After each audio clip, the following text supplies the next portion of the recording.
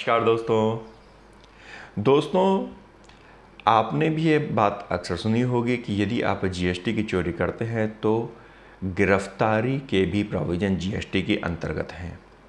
जी हाँ दोस्तों, GST act के अंतर्गत जीएसटी की यदि कोई व्यक्ति चोरी करता है तो उसे गिरफ्तार भी किया जा सकता है।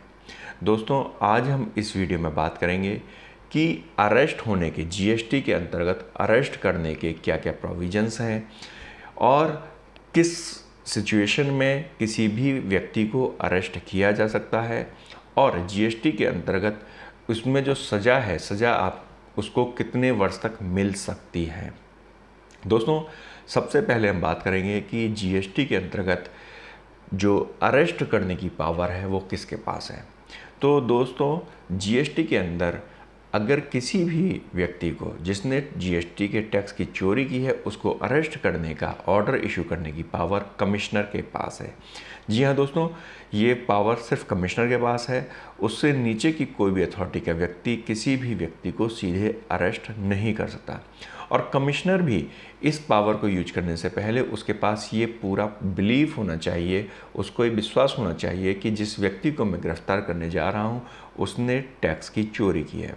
और वह गिरफ्तार किन कंडीशंस पे किया जा सकता है, कब उसे ये विश्वास होगा या कब उसे ये लगेगा कि यार इस व्यक्ति को अरेस्ट कर लेना चाहिए, उसके 4 रीज़न हो सकते हैं।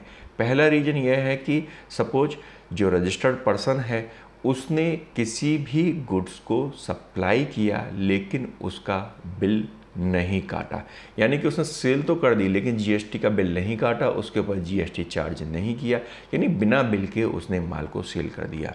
तो यदि आप बिना बिल के माल को सेल करते हैं तो एक रिस्क बढ़ जाता है कि कमिश्नर आपको गिरफ्तार करने के ऑर्डर दे सकता है।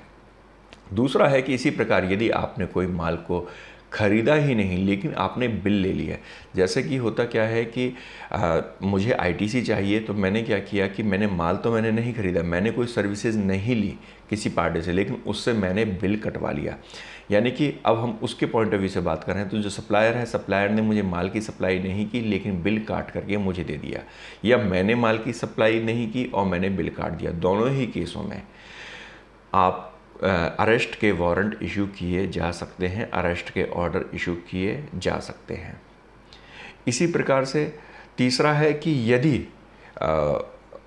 जो आपने टैक्स को कलेक्ट किया ऐसे सामने वाले व्यक्ति से लेकिन आपने उस टैक्स को जमा नहीं कराया, मीन्स कि आपने बिल काटा, उस पार्टी से आपने टैक्स को कलेक्ट कर भी लिया लेकिन वो टैक्स आपने गवर्नमेंट अथॉरिटी को जमा नहीं कराया, उस केस में भी आपको अरेस्ट करने के ऑर्डर इशू किए जा सकते हैं।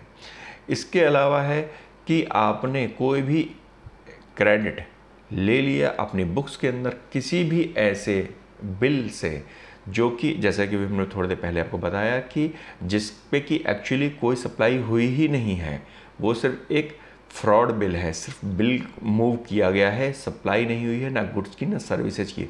तो उस केस में अगर आप आईटीसी क्लेम करते हो तो भी आपको अरेस्ट करने के ऑर्डर इशू किए जा सकते हैं। तो टोटल 4 रीज़न हैं। पहला ये कि ये आपने माल की सप्लाई नहीं की, बिल आपने इशू कर दिया। दूसरा, आपने माल की सप्लाई नहीं ली और आपने बिल कलेक्ट कर लिया। तीसरा, आपने माल की या गुड्स की सर्विसेज की सप्लाई नहीं की, वहाँ पर आपने उसका आईटीसी क्लेम कर लिया। या चौथा, आपने बिल इशू किया, जीएसटी पार्टी से कलेक्ट किया लेकिन सरकार को जमा नहीं कराया। तो इन 4 कंडीशन में कमिश्नर के पास पावर है कि वो ऑर्डर इशू करे कि भाई आपको गिरफ्तार क्यों ना कर लिया जाए क्योंकि आप टैक्स इवेजन कर रहे हो। अब क्वेश्चन आता है कि अगर गिरफ्तार किया जाता है तो उसमें पेनल्टी के साथ में आपको कितने साल की सज़ा हो सकती है। तो दोस्तों इसमें मैं आपको बताना चाहूँगा कि यदि जो आपने जो टैक्स की चोरी की है यदि वो वैल्यू 5 करोड़ रुपए से ज़्यादा है तो आपको इंटरेस्ट और पेनल्टी तो पे करनी होगी और साथ ही आपको 5 साल तक की यानी अप टू 5 इयर्स आपको सज़ा हो सकती है। यानी कि कोई भी एसएससी यदि टैक्स की चोरी करता है और यदि वो टैक्स की चोरी 5 करोड़ रुपए ज़्यादा है, यहाँ पर आप ध्यान दीजिएगा बात टैक्स अमाउंट की हो रही है ना कि टर्नओवर की। यानी कि यदि टैक्स अमाउंट जो आपने आईटीसी गलत क्लेम किया या आपने बिल आपने दिए जिसमें टोटल वैल्यू टैक्स की 5 करोड़ रुपए से ज़्यादा है, तो 5 साल से ज़्यादा 5 साल तक की आपको सज़ा हो सकती है। यदि ये जो आपने फ्रॉड किया, ये फ्रॉड यदि 2 करोड़ रुपए से 5 करोड़ के बीच में है, तो अप टू 2 ईयर आपको सज़ा हो सकती है, यानी 2 साल तक की सज़ा का प्रावधान जीएसटी एक्ट के अंदर दिया गया है। और यदि ये जो आईटीसी का जो टैक्स इवेजन है वो 1 करोड़ से 2 करोड़ के बीच में है, तो 1 साल तक की सज़ा का प्रावधान जीएसटी के अंदर दिया हुआ है।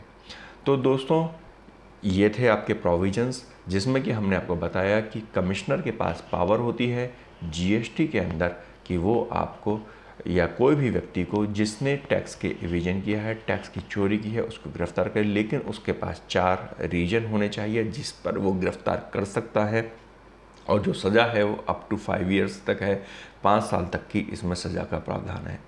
दोस्तों, आपको ये जानकारी कैसी लगी हमें कमेंट बॉक्स में कमेंट जरूर कीजिएगा। हमारे चैनल को लाइक, शेयर और सब्सक्राइब कीजिए। धन्यवाद।